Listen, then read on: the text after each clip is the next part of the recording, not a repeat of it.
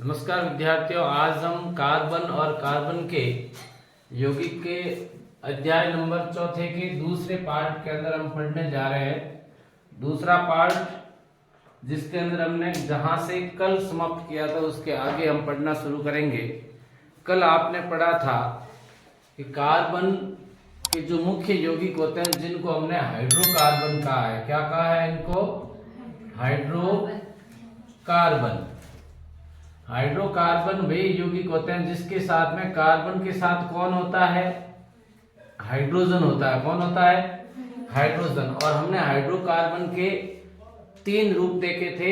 एकल बंध वाले हाइड्रोकार्बन एल्केन कहलाते हैं, द्विबंध वाले हाइड्रोकार्बन एल्कीन कहलाते हैं और त्रिबंध वाले हाइड्रोकार्बन एल्काइन कहलाते हैं। अब यहाँ पे एक और चर्चा हम थोड़ी सी साथ में कर लेते हैं। आपने कल इनका नामकरण भी पढ़ा था और इनके अणुसूत्रों के बारे में जानकारी ली थी।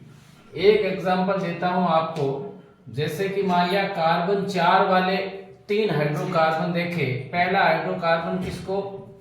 C4H10 जिसका नाम क्या है? ब्यूटेन। क्या नाम है? एक है C4H8 नाम क्या है? ब्यूटीन। क्या नाम है? ब्यूटीन। और एक है C4H6 नाम क्या है? ब्यूटाइन। क्या नाम है? ब्यूटाइन। यदि इनके संरचना सूत्र की बात करें कि ये तो इसका अणु सूत्र हुआ, ये इसका नाम हुआ। अब इनकी संरचना को देखें तो कार्बन 4 है तो आप सबसे पहले 4 कार्बन को बिखेर करके लिख दो। इसमें भी इसी प्रकार से लिखना है, इसमें भी इसी प्रकार से लिखना है और इसमें भी इसी प्रकार से लिखना है। ये 4 कार्बन आपने बिखेर करके लिख दिए। अब चूंकि यहाँ पर ब्यूटेन है यानी एकल बंध वाले हैं, क्योंकि यहाँ पे कार्बन से हाइड्रोजन दुगुने से 2 ज्यादा है, तब यहाँ पर आपको प्रत्येक कार्बन के बीच में एक ही बंध बनाते हुए बाकी की संयोजकता को हाइड्रोजन से पूरी करनी है। यहाँ पे एक संयोजकता इस कार्बन की इधर कार्बन के द्वारा पूरी हो रखी, बाकी कितनी रही? 3। तो 3 किसके द्वारा पूरी होगी? हाइड्रोजन के द्वारा। ठीक इसी प्रकार से इस कार्बन की 2 कार्बन के द्वारा संयोजकता पूरी हो चुकी है, बाकी कितने रही? 2 हाइड्रोजन के द्वारा पूरी होगी। इस कार्बन की बात करें तो दोनों तरफ हाइड्रोजन कार्बन के द्वारा पूरी हो रखी, बाकी कितने रही?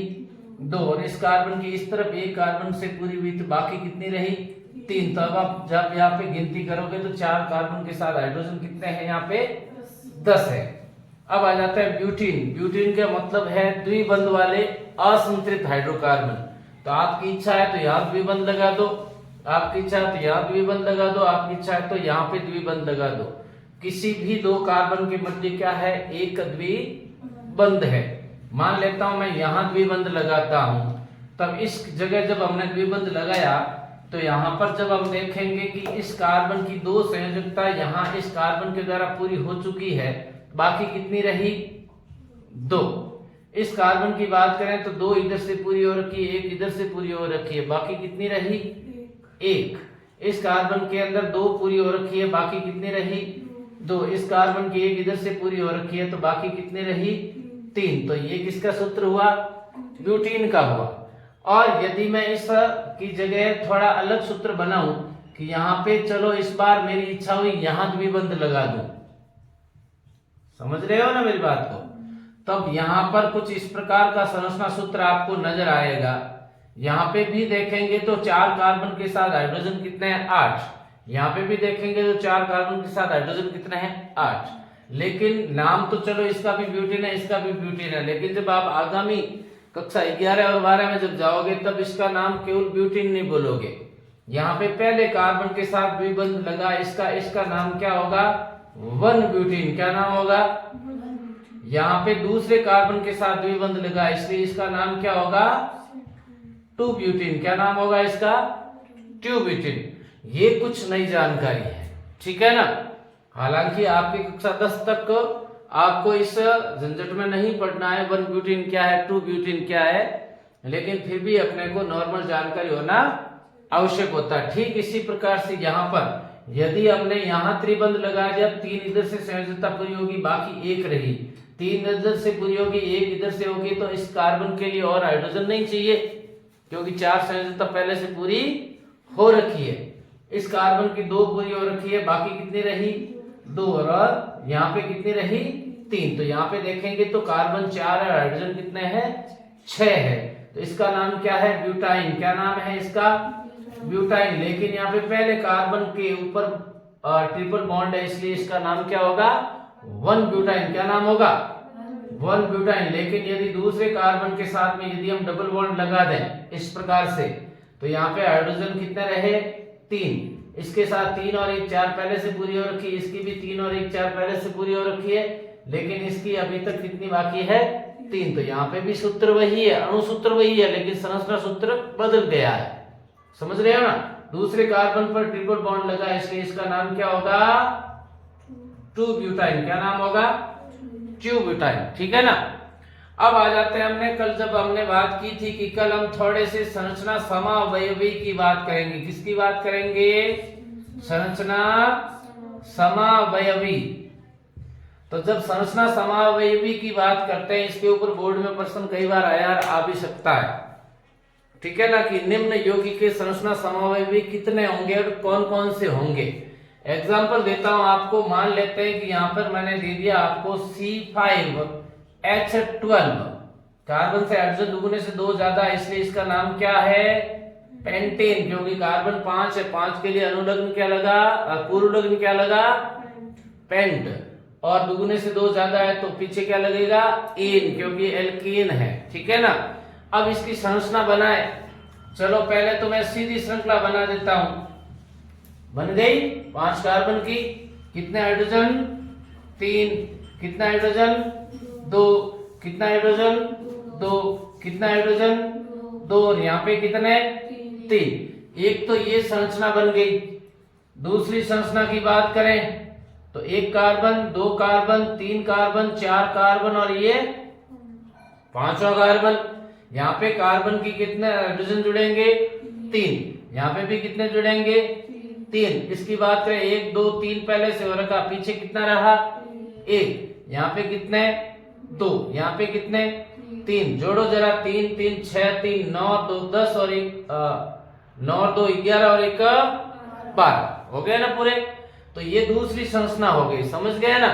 ये भी ब्यूटेन का पेंटेन का ही सूत्र है। किसका सूत्र है पेंटेन का सूत्र है। लेकिन जब इसका यदि हम नई पद्धति से यदि IUPAC पद्धति से नाम लिखेंगे, तब यहाँ पे श्रृंखला बनेगी केवल 4 कार्बन की, और 4 कार्बन वाली श्रृंखला को हम क्या कहते हैं ब्यूटेन कहते हैं। क्या कहते हैं। और दूसरे कार्बन पर ये मैथिल ग्रुप जुड़ा हुआ है, इसलिए इसका नई पद्धति से या फिर IUPAC पद्धति से नाम क्या होगा 2 मैथिल ब्यूटेन। लेकिन है क्या ये पेंटेन है। ये क्या है पेंटेन है। ठीक है ना। इसको हम न्यू पेंटेन भी कहते हैं। क्या कहते हैं इसको न्यू पेंटेन। क्या कहते हैं न्यू पेंटेन।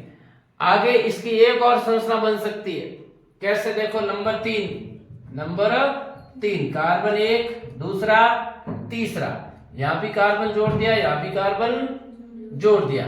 इसकी कितने बाकी रहे हाइड्रोजन, इसके कितने रहे, इसके भी कितने रहे, इसके भी कितने रहे 3। तो 4 कार्बन 5 कार्बन है और हाइड्रोजन कितने हो गए 12 हो गया ना।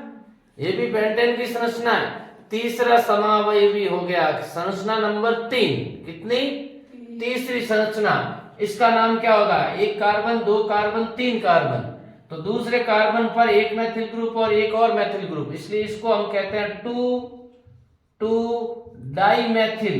2 डाइमेथिल क्या है ये प्रोपेन है। क्या है क्योंकि कार्बन केवल हमने कितनी काउंटिंग की 3 की और 3 के लिए क्या लगता है प्रोप लगता है। क्या लगता है ये पेंटेन का ही, लेकिन नई पद्धति में इसका नाम क्या है 2 डाइमेथिल प्रोपेन। या फिर इसको यदि पेंटेन के रूप में कहना चाहें तो इसका नाम क्या होता है आइसोपेंटेन। क्या नाम होता है इसका आइसोपेंटेन। तो इस प्रकार से यदि किसी एल्केन की बात करें या एल्कीन की या एल्काइन की हाइड्रोकार्बन की बात करें तो उसके कितनी संरचनाएं बन सकती है।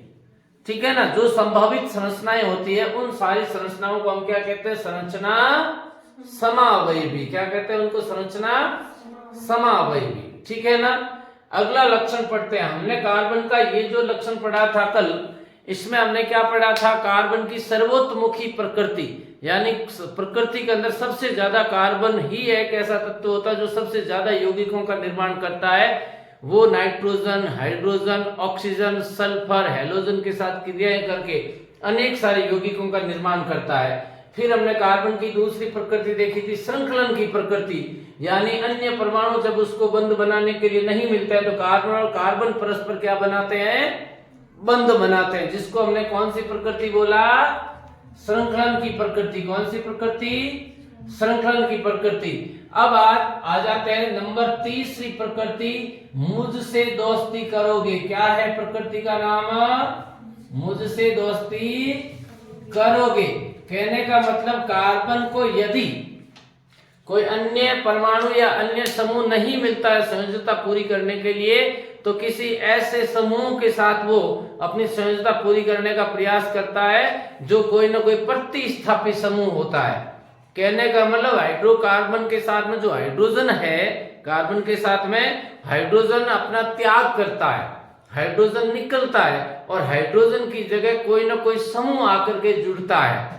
यहाँ पे यदि हम समूहों की बात करेंगे तो आगे इसी टॉपिक को लेते हुए हम उन समूहों को जोड़ते हुए हम उस यौगिक की चर्चा करेंगे और यहाँ पे लक्षण को पढ़ेंगे, मुझसे दोस्ती करोगे। जब कोई हाइड्रोजन को विस्थापित करके अन्य समूह आकर के जुड़ता है तो उस यौगिक को हम कहते हैं प्रतिस्थापी यौगिक। क्या कहते हैं इसको, प्रतिस्थापी यौगिक। यहाँ पे कौन कौन से समूह होते हैं जो हाइड्रोजन का प्रतिस्थापन करते हैं और उस प्रतिस्थापी यौगिक के आधार पर उस यौगिक का नया नाम बन जाता है। क्या बन जाता है, नया नाम बन जाता है। तो आगे हम चलते हैं प्रतिस्थापी यौगिकों का निर्माण और कार्बन की मुझसे दोस्ती करोगे इस स्वभाव को हम समझते हैं। कौन कौन से प्रतिस्थापी यौगिक बनेंगे और हाइड्रोजन का कौन सा समूह विस्थापन करेगा। यहाँ पे कई सारे समूह हैं जो प्रतिस्थापी समूहों के अंदर आते हैं, यानी हाइड्रोजन का करते हैं प्रतिस्थापन और हाइड्रोजन की जगह खुद को एडजस्ट करते हैं।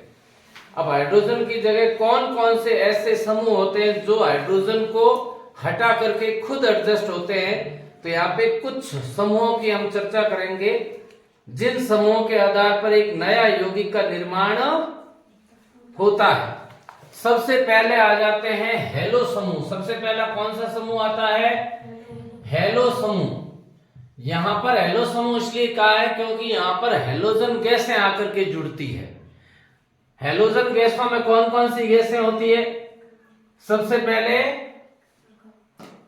बोलिए कौन सी, फ्लोरीन। कौन सी गैस, फ्लोरीन। फिर कौन सी, क्लोरीन। फिर कौन सी, ब्रोमीन। फिर कौन सी, आयोडीन। मुख्य यही गैसें हैं जिनको आप याद रखोगे, फ्लोरीन, क्लोरीन, ब्रोमीन और आयोडीन। तो हाइड्रोजन को हटाएंगे और फ्लोरीन आकर के हाइड्रोजन की जगह एडजस्ट होगा तो उस अनुसार उसका नाम होगा जैसे मैथेन है, मैथेन के अंदर एक हाइड्रोजन को हटाया तो पीछे क्या रहा, CH3, CH4 होता है ना मैथेन। एक हाइड्रोजन हट गया तो पीछे क्या रहा, CH3, और जो H हटा है उसकी जगह कौन एडजस्ट हुआ, F। तो F आते ही उसका नाम क्या होगा, फ्लोरोमेथेन। क्या नाम होगा, फ्लोरोमेथेन। और यदि क्लोरीन आकर के एडजस्ट हुआ तो नाम क्या हुआ, क्लोरोमेथेन। ब्रोमीन आकर के जुड़ा तो क्या लगा, ब्रोमोमेथेन। और आयोडीन आकर जुड़ा तो क्या नाम बना, आयोडोमेथेन। तो सबसे पहले हेलो समूह आकर के जुड़ता है, या तो क्लोरीन जुड़ेगा या फ्लोरीन जुड़ेगा या कौन जुड़ेगा, ब्रोमीन, या कौन जुड़ेगा, आयोडीन। नंबर दूसरा जो समूह आता है उस समूह को हमने कहा एल्कोहलिक समूह। क्या निर्मित होता है, एल्कोहल। क्या निर्मित होता है, एल्कोहल का जो समूह होता है वो कौन सा समूह होता है, OH। क्या होता है, OH। इधर देखो, मान लेते हैं कि ये CH4, क्या नाम है इसका, मैथेन। जब ये चीज समझ में आ जाते हैं आराम से आपको पता चल जाएगा क्या नाम है इसका, मैथेन। चलो ठीक है, इसके अंदर से एक हाइड्रोजन गायब, पीछे कितने रहे, 3। और इसके साथ में आकर के Br जुड़ा उस H की जगह, क्योंकि कार्बन की 4 संयोजकता पूरी करनी जरूरी होती है ना। 4 अब पूरी है नहीं क्योंकि हाइड्रोजन निकल गया, तो उस हाइड्रोजन की जगह कौन पूरी कर रहा है? ब्रोमीन। तो इसका नाम क्या हुआ? ब्रोमोमेथिन। समझ गए ना। लेकिन मान लेते हैं कि यहां पर जो ये हाइड्रोजन गायब हुआ या फिर जो निकला है उसकी जगह ये समूह आकर के जुड़ा। कौन सा समूह आकर के जुड़ा? OH समूह आकर के जुड़ा, एल्कोहल वाला समूह जुड़ा। तो इसको हम कहते हैं मेथिल एल्कोहल। क्या कहते हैं इसको? मेथिल एल्कोहल, क्योंकि ये एल्कोहलिक समूह है। कौन सा समूह? OH। इसका दूसरा नाम मेथेनॉल भी होता है। क्या नाम होता है? हाँ, जब संधि कर देते हैं मेथिल और एल्कोहल की तब नाम बन जाता है मेथेनॉल। क्या बन जाता है?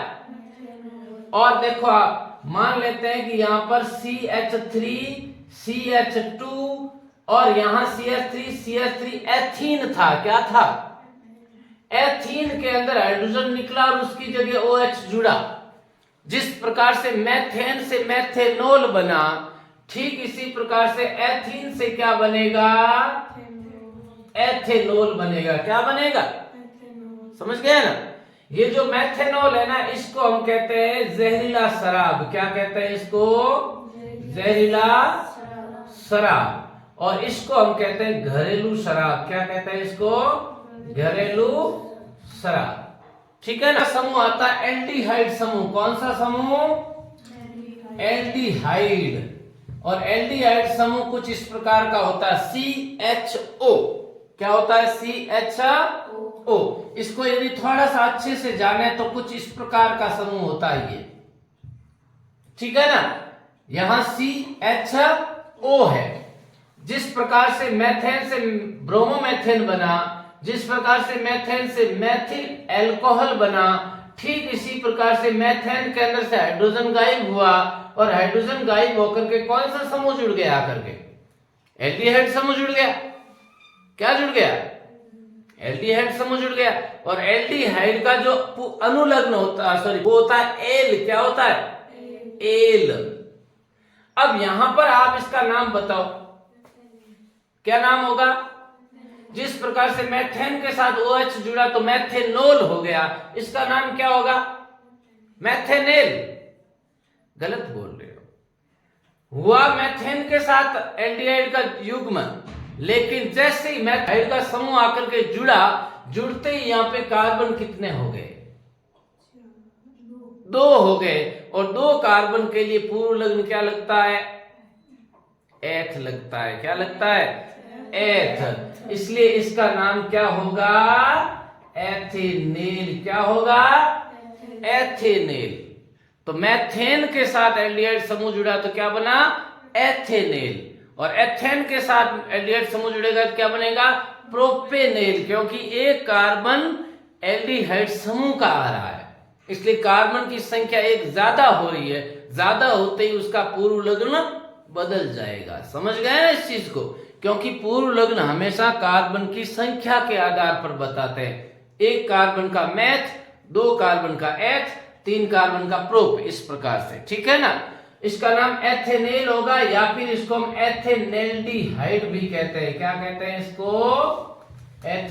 एथेनेल्डिहाइड। समझ गए ना। चलो अगला समूह आता है नंबर 4। इस समूह को हम कहते हैं कीटोन समूह। क्या कहते हैं इसको? कीटोन। कीटोन वाला समूह कुछ इस प्रकार का होता है। एल्डिहाइड और कीटोन का समूह लगभग एक जैसा ही है, लेकिन एल्डिहाइड में देखो कार्बन एक तरफ तो खुला है उस हाइड्रोजन की जगह जुड़ने के लिए, एक तरफ हाइड्रोजन से पहले से जुड़ा हुआ है। तो कीटोन का समूह दोनों तरफ से क्या है? खुला हुआ है। क्या है? यदि एक कार्बन के साथ कीटोन के समूह की बात करेंगे तो होगा नहीं, क्योंकि एक कार्बन का समूह इधर जुड़ जाएगा, इधर क्या जुड़ेगा? कुछ भी नहीं ना। तो एक कार्बन से एल्डिहाइड तो बन जाएगा एथेनेल्डिहाइड के रूप में, लेकिन एक कार्बन वाला कीटोन नहीं बनेगा। इसलिए कीटोन वाला समूह बनाना है तो न्यूनतम एथेन चाहिए। क्या चाहिए? एथेन। मान लेते हैं कि ये एथेन है, CH3CH3, ये क्या है? एथेन। ये कीटोन वाला समूह बीच में आके जुड़ेगा। कहां जुड़ेगा? बीच में आके जुड़ेगा, किसी कुछ इस प्रकार से। ये देखो आप, यहां हाइड्रोजन का प्रतिस्थापन नहीं हुआ, केवल बीच में आके कीटोनिक समूह आकर के जुड़ गया। तो यहां पर कार्बन कितने हो गए? 3 कार्बन होते ही पूर्व लग्न क्या लग गया? प्रोप। और कीटोनिक समूह जुड़ा है ना बीच में, इसलिए इसका नाम क्या होगा? प्रोपेनॉन। क्या होगा? प्रोपेनॉन। यहां पर हेलो समूह का पूर्व लग्न हेलो के अनुसार बना, क्लोरो, ब्रोमो, आयोडो, है ना, फ्लोरो। और एल्कोहलिक समूह का अनुलग्न क्या लगा? और एल्डिहाइड समूह का अनुलग्न क्या लगा? एल। और कीटोन समूह का अनुलग्न क्या लगेगा? ऑन। क्या लगेगा? ऑन। और अगला आता है कार्बोक्सिलिक समूह। क्या है? कार्बोक्सिलिक समूह। ये एसिड बन जाता है। क्या बन जाता है? एसिड, अम्ल बन जाता है। और इसके लिए अनुलग्न क्या लगेगा? ओइक अम्ल। क्या होगा? ओइक अम्ल। और ये समूह क्या होता है? COOH। इसको यदि हम अच्छे से देखें तब ये कुछ इस प्रकार का होता है, ऐसा, ये, ठीक है ना। अब देखो इधर CH4 से क्या बना? CH3। हाइड्रोजन स्थापित अलग होते ही, और यहां आकर के ओइक समूह जुड़ गया। देखो ये कार्बोक्सिलिक समूह जुड़ गया, COOH। कार्बन कितने हो गए? 2। कितने हो गए? 2। 2 कार्बन होते ही क्या लगता है? H। और अनुलग्न क्या लगा? ओइक अम्ल। आप जरा इसका संधि करके देखो क्या होता है? एथेनोइक अम्ल। और इसका दूसरा नाम क्या होता है? एसिटिक अम्ल। सिरके का तेजाब बताया था ना मैंने आपको। और एक याद करो, बताया था मेथेनोइक अम्ल, याद है ना आपको? नेटल का डंक है या मधुमक्खी का डंक है, उसमें मेथेनोइक अम्ल होता है। उसका सूत्र क्या होता है? HCOOH। मेथेनोइक हुआ ना, क्योंकि कार्बन केवल कितना है? एक कार्बन के लिए मैथ लगता है ना, और COH समूह का ओइक लगता है, इसलिए इसका नाम क्या हुआ? मेथेनोइक अम्ल। क्या नाम हुआ इसका? मेथेनोइक अम्ल। समझ गए ना? इस प्रकार से यहां पर ये कुछ समूह होते हैं। आप बस 5 समूह याद रखें, इन पर प्रश्न बनता है। आपको सूत्र दे दिया जाए, नाम पूछा जाए, नाम दे दिया जाए, सूत्र पूछा जाए, तो प्रतिस्थापित समूह के आधार पर सूत्र से नाम और नाम से सूत्र याद रखने। जैसे इधर देखो, मैं आपको एक प्रश्न देता हूं, C2H5 C double bond O, इधर की तरफ भी C2H5। नाम बताओ जरा इसका, ये कौन सा समूह है? इनमें से देखो कौन सा समूह है? ये एल्कोहलिक समूह है क्या? नहीं, एल्कोहलिक समूह में तो OH होता है। क्या एल्डिहाइड समूह है? CHO होता है, नहीं है ना? कौन सा समूह है? कीटोनिक समूह है। कौन सा समूह है ये? कीटोनिक समूह है। कार्बन कितने? 2, एक 3 और 2 5। और 5 कार्बन का पूर्व लग्न क्या लगता है? पेंट। और कीटोनिक समूह है तो पीछे क्या लगेगा? ऑन लगेगा। तो नाम क्या होगा? पेंटेनॉन। क्या नाम होगा? और यदि इसी को मैं ऐसे बोल दूं, मान लेते हैं कि C4H9CHO, कार्बन कितने? 4 और 1 5। पूर्व लग्न क्या लगेगा? पेंट।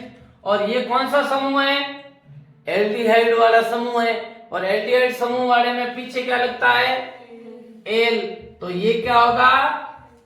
पेंटेनेल। क्या होगा ये? पेंटेनेल। इसको मैं ऐसे लिख दूं, C4H9OH, कार्बन कितने? 4, पीछे क्या लगा? OH। नाम क्या होगा इसका?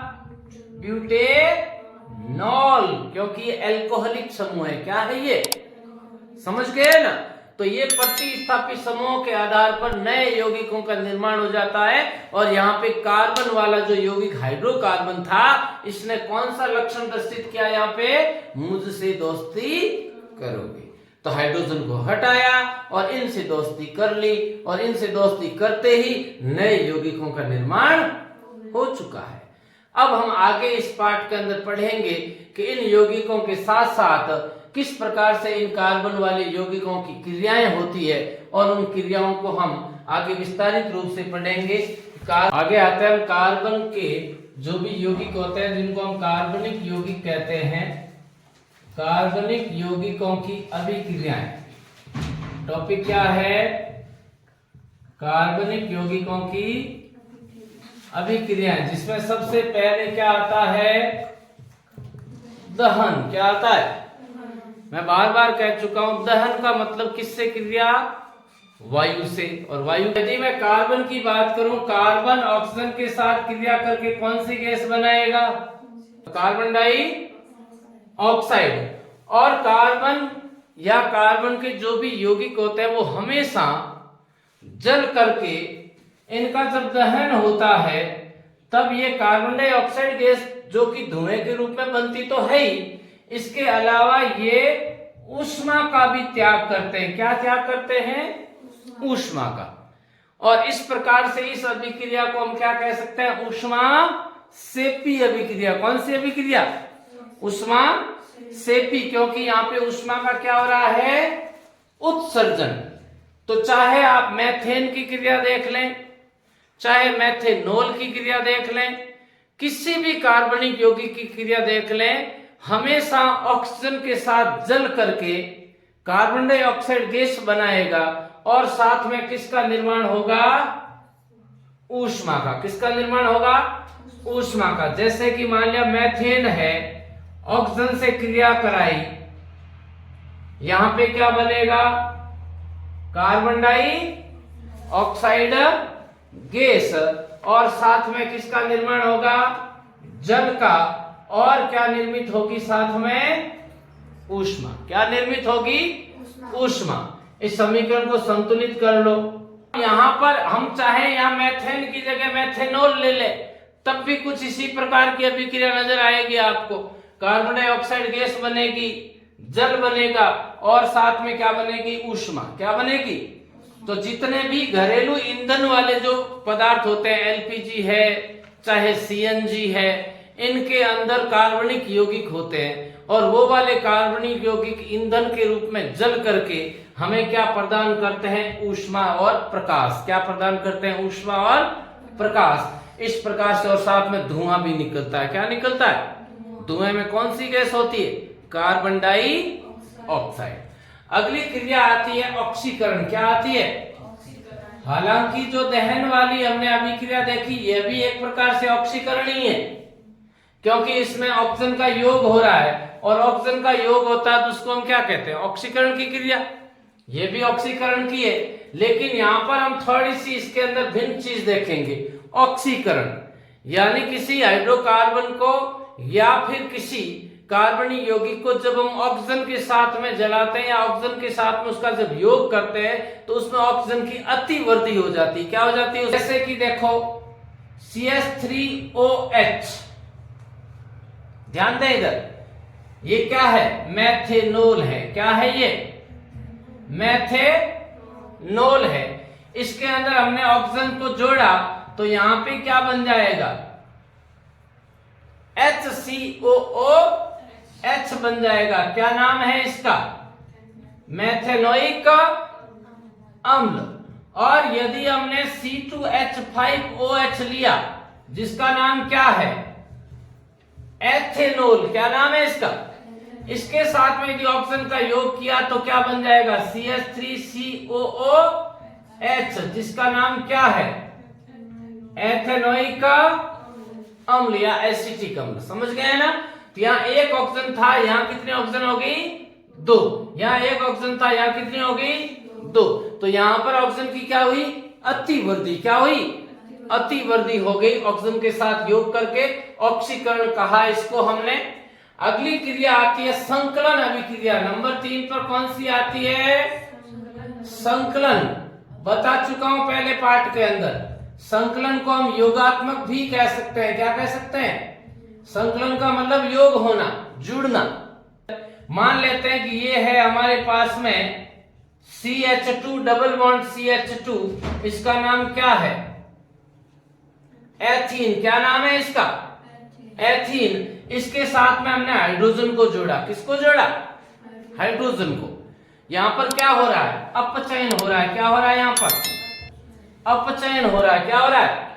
अपचयन। हाइड्रोजन जुड़ेगा इसके अंदर, यहाँ जो डबल बॉन्ड है वो किस में बदल जाएगा? सिंगल बॉन्ड में, क्योंकि सिंगल बॉन्ड में जुड़ने के लिए यहाँ एक हाइड्रोजन चाहिए और यहाँ भी एक हाइड्रोजन चाहिए। एथीन को एथेन में बदलने के लिए हमें कुछ इस प्रकार का कंपाउंड चाहिए ना, समझ रहे हो ना? ये एथीन थी, क्या निर्मित हो गया? एथेन बन गया। क्या बन गया? एथेन। तो यहाँ हाइड्रोजन जुड़ा है, इसलिए इसको हम क्या कहेंगे? संकलन। क्या कहेंगे? संकलन। यहाँ पर ऑप्शन हाइड्रोजन जुड़ रहा है, इसलिए इसको हमने दूसरे नाम में क्या कह दिया? अपचयन। क्या कह दिया? हाइड्रोजन की वृद्धि हो गई और जो असंतृप्त यौगिक था वो किस में बदल गया? संतृप्त के अंदर, यानी तृप्ति हो चुकी है, हाइड्रोजन की कमी पूरी हो चुकी है। अगली अभिक्रियाओं में आता है प्रतिस्थापन अभिक्रिया। नंबर 4 में कौन सी आती है? प्रतिस्थापन अभिक्रिया। हमने अभी मुझसे दोस्ती करो वाले अभिक्रिया में पढ़ा है कि हाइड्रोजन प्रतिस्थापी होता है और उसकी जगह कोई दूसरा समूह आकर के जुड़ता है। तो प्रतिस्थापी समूह के जुड़ने के आधार पर, जैसे कि हम एग्जांपल देखते हैं मेथेन, और मेथेन के साथ हमने क्रिया कराई किसकी? क्लोरीन की। किसकी कराई क्रिया? क्लोरीन की। और हमेशा ये सूर्य के प्रकाश की उपस्थिति में होता है। ध्यान दें, इधर यहां से एक हाइड्रोजन निकलेगा और एक हाइड्रोजन निकलते ही यहां पर कौन आकर के जुड़ेगा? क्लोरीन। कौन जुड़ेगा? क्लोरीन जुड़ गया। यहां से निकला हाइड्रोजन और एक क्लोरीन का परमाणु क्या बन जाएगा? HCl। लेकिन यहां पर ये प्रतिस्थापन हो रहा है हाइड्रोजन का, और हाइड्रोजन की जगह आकर के कौन जुड़ रहा है? क्लोरीन। इसलिए इसका नाम क्या होगा? क्लोरोमेथेन। क्या नाम है उसका? क्लोरोमेथेन। तो यहां पर क्या हुआ? प्रतिस्थापन किसका हुआ? हाइड्रोजन का। कौन कर रहा है? क्लोरीन। ठीक है ना? तो इस प्रकार से यहाँ पर ये चौथी अभिक्रिया हो जाती है कार्बनिक यौगिकों की। कौन सी? प्रतिस्थापन अभिक्रिया। तो अगला हमारा जो अभिक्रियाओं में मुख्य पदार्थ आता है वो पदार्थ कौन सा है? एथेनॉल। कौन सा? इसको हम एथिल अल्कोहल भी कहते हैं, घरेलू शराब भी कहते हैं। सूत्र क्या है? C2H5OH। एथेनॉल से संबंधित कुछ अभिक्रियाओं की चर्चा करेंगे। यहां पर एथेनॉल की जो पहली क्रिया आती है, एथेनॉल यानी C2H5OH, इसकी क्रिया हम सोडियम से देखें। किसके द्वारा? किसके साथ क्रिया? सोडियम से क्रिया। जब सोडियम से क्रिया इसकी देखते हैं C2H5OH, इसकी क्रिया हम किससे करा रहे हैं? सोडियम से, या फिर सोडियम वाले किसी यौगिक से जब इसकी क्रिया कराते हैं तब यहां पर हम देखेंगे कि यहाँ एक नया यौगिक बनेगा C2H5O, और यहां पर आकर के कौन जुड़ेगा?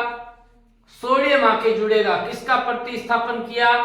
हाइड्रोजन का। किसका प्रतिस्थापन किया? हाइड्रोजन का।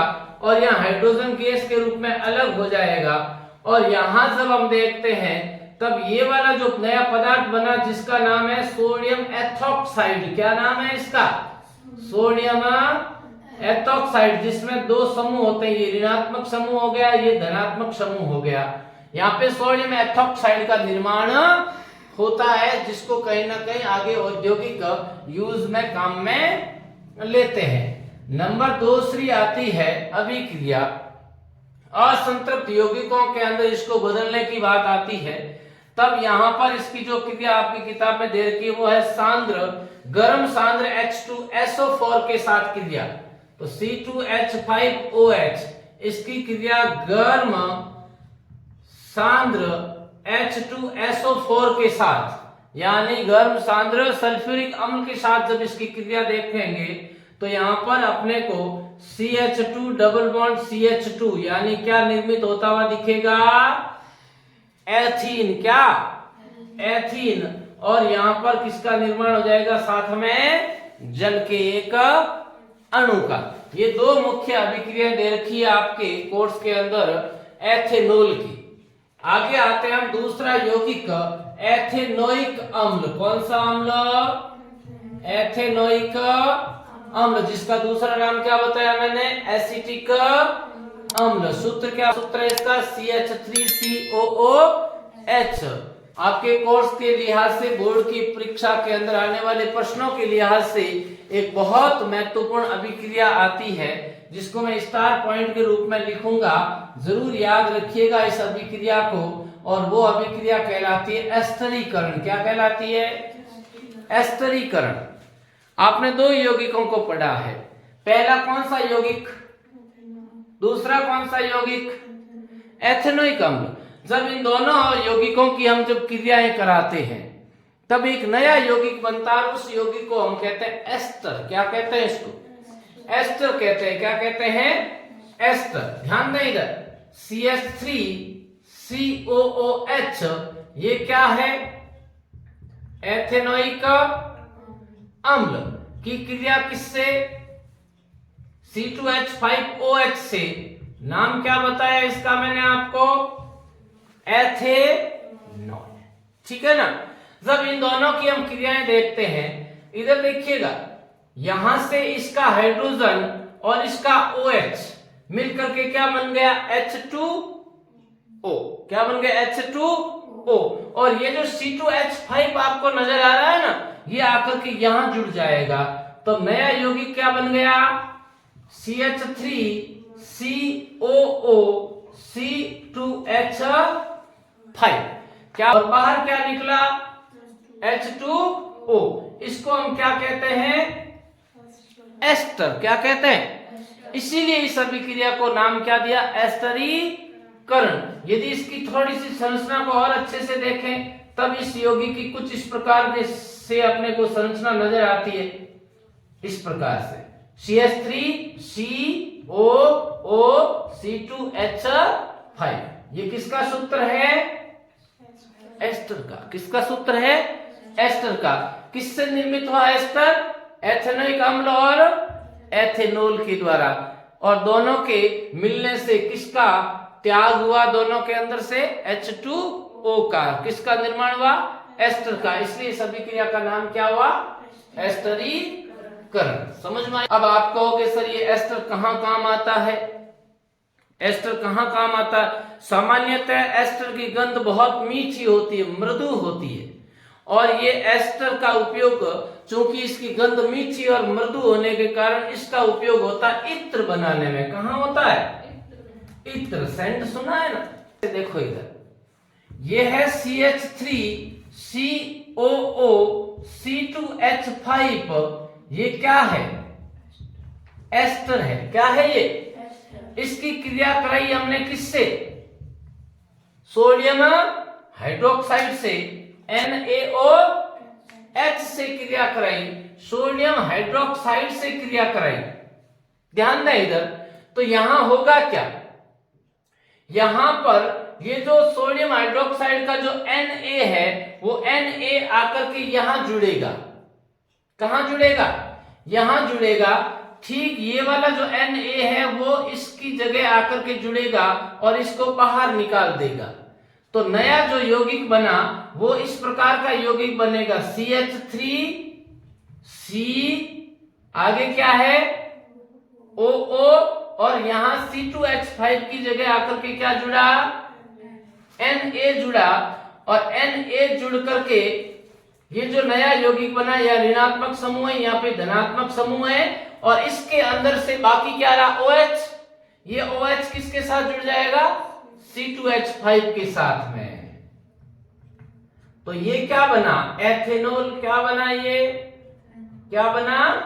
एथेनॉल। और इसको हम क्या कहते हैं? अभी बताया मैंने आपको, साबुन का लवण। क्या बना? ये साबुन का लवण। किससे बना?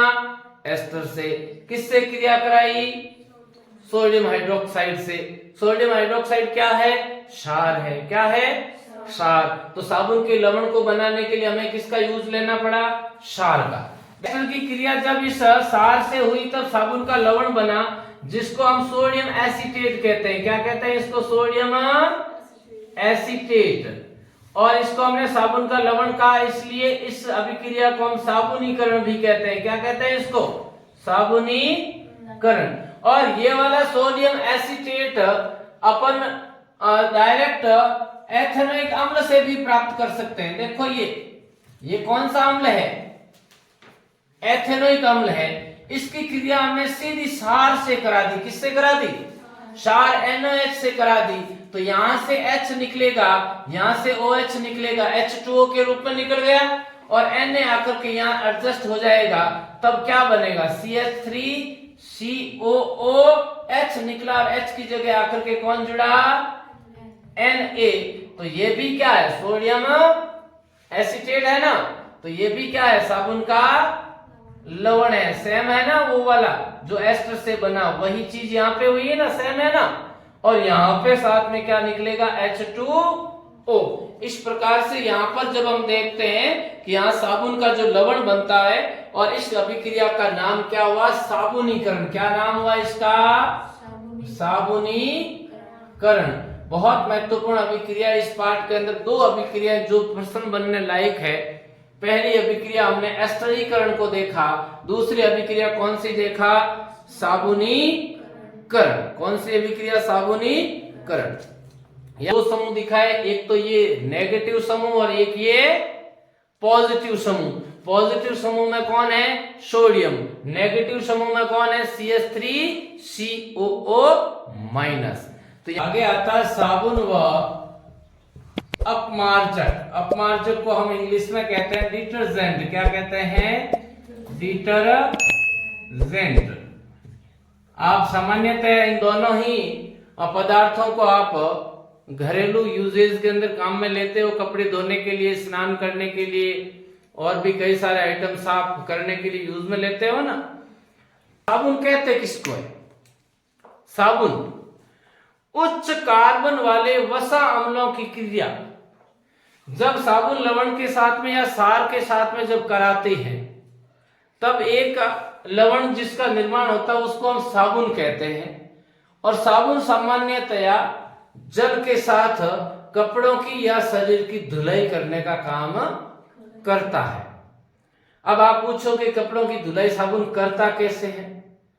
तो साबुन को जब कपड़ों के ऊपर रगड़ा जाता है तो कपड़े के सांचों के अंदर साबुन के जो लवण है वो अंदर प्रवेश करते हैं, और साबुन झाग बनाने का काम करता है। झाग जिसको मिसेल कहते हैं। क्या कहते हैं इसको? मिसेल। कुछ इस प्रकार के मिसेल का निर्माण होता है। यहाँ इस चित्र के अंदर बता रहा हूं कि यहाँ पर ये जो मैंने लाइन के अंदर दर्शाया ना, ये लवण है, यहाँ Na+ है। क्या है यहाँ पे? Na+।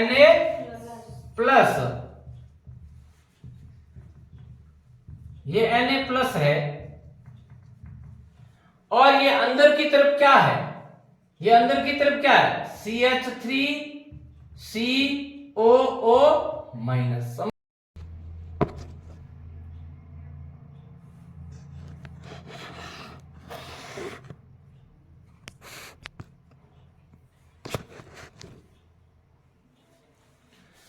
और यह जो सोडियम बाहर की तरफ रह रहा है, इसलिए इसको नाम क्या दिया हमने? अध्रुवीय। ध्रुव की तरफ नहीं रह रहा, बाहर रह रहा है। ये वाला जो समूह है जो अंदर की तरफ रह रहा है, जो ये जल विरागी समूह कहलाएगा, और बाहर वाला क्या कहलाएगा? जल रागी। तो कपड़ों के सांचों पे जब साबुन रगड़ा जाता है झाग बनते हैं। ये मिसेल का निर्माण होता है जिसको हम सामान्यतः झाग कहते हैं। तो लेकिन अक्सर हम क्या देखते हैं, जब भारी पानी के साथ हम कपड़ों को धोते हैं, कठोर जल के साथ पानी को धोते हैं, तब साबुन के साथ उतना प्रॉपर झाग नहीं बनता है। ऐसा पानी जिसके अंदर कठोरता बहुत ज्यादा है, बहुत जल होता है, उसके साथ साबुन वाला जो ये लवण है, जब इसकी धुलाई करते हैं तब ये प्रॉपर झाग नहीं बना पाता। क्यों नहीं बना पाता? उसका कारण होता है कि जो कठोर जल होता है, उस कठोर जल के अंदर मैग्नीशियम और कैल्शियम के लवण होते हैं। किसके लवण होते हैं? कैल्शियम और मैग्नीशियम के। और जैसे ही साबुन को उसका ऊपर हम रगड़ेंगे, रगड़ते ही सोडियम यहां से हट जाएगा, सोडियम हट जाएगा और सोडियम की जगह आकर के कौन सेट हो जाएगा? कैल्शियम और मैग्नीशियम सेट हो जाएगा। जैसे ही सोडियम की जगह कैल्शियम या मैग्नीशियम आकर के व्यवस्थित होगा तो ये होते ही वहां पर एक गंदला और चिपचिपा पदार्थ बन जाता जो आसानी से जल के साथ घुलता नहीं है, और इसी वजह से कठोर जल के अंदर साबुन आसानी से धुलाई नहीं कर पाता। और इस समस्या के निदान के लिए हमने एक नई चीज बनाई है, और उस नई चीज का नाम क्या है? अपमार्जक। क्या नाम है? अपमार्जक।